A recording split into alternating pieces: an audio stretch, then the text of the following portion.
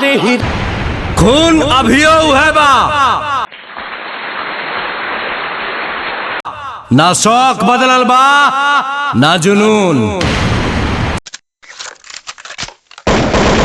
सुन ले फिर से, रियासत गइल बा रुतबा ना।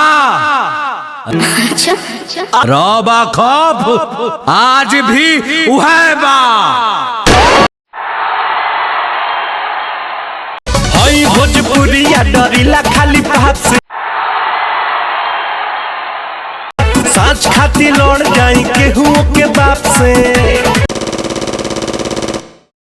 तो पीछे हटम न के तनो झमेल होई,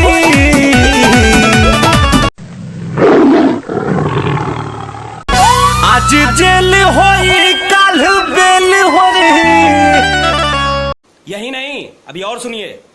परसों से उहे खेल होई, आज जेल होई काल बेल होई। परसों से उहे खेल होई। हथियार तो खाली शौक खातिर रखीला बाबू, खौफ खातिर नमवा काफी बा। सिकंदर तो हम अपनी मर्जी से हैं, और हम यहाँ दुनिया नहीं दिल जीतने आए हैं।